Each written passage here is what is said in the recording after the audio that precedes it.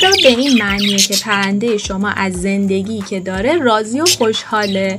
مرغ عشق تو طبیعت به کمک این صدا با گله خودش ارتباط برقرار میکنه و به بقیه دوستاش هم میگه که همه چیز خوب و عالیه. گاهی هم با این صدا میخواد بگه کسی نگران نباشه، من اینجام.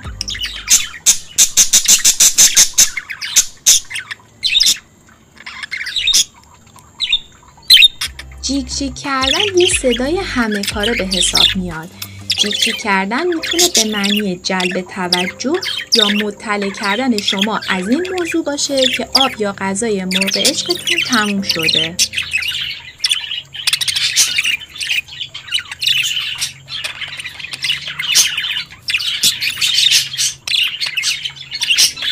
مرغ عشق زمانی این صدا رو ایجاد میکنه که هیجان زده شده یا دوست داره توجه همنشینش رو به خودش جلب کنه. اگه مرغ عشقتون جفت نداره پس همنشین شما هستین و بهتره تو اون زمان به پرنده توجه و محبت نشون بدین. یه احتمال دیگه این صدا هم این میتونه باشه که مرغ عشق داره احساس خطر میکنه.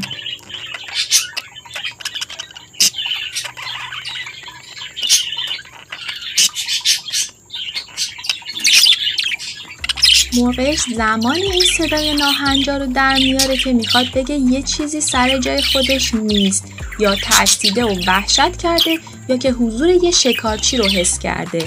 البته ممکنه موقع تولید این صدا به خاطر اینکه مثلا یادتون رفته ظرف غذاشو پر کنید از دستتون عصبانی باشه. اثر هورمون‌ها روی مرغ عشق هم باعث این صدا میشن. پرنده های ماده وقتی آماده جفتگیری میشن خیلی زود رنج و عصبی میشن و همش جیغ میزنن.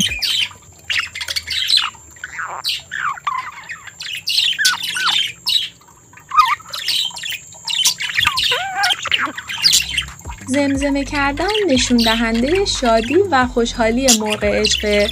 برخلاف چیزی که آدما فکر میکنن مرغ عشقا هم میتونن حرف بزنن و تقلید صدا کنن. اگر بهشون حرف زدن یاد داده باشین تو این زمانا میشنوین که اون صدا رو با خودش زمزمه میکنه. جالبه بدونین مرغ عشقتون اگر نر باشه برای ابراز علاقه به مرغ عشق ماده همین صدا رو تولید میکنه.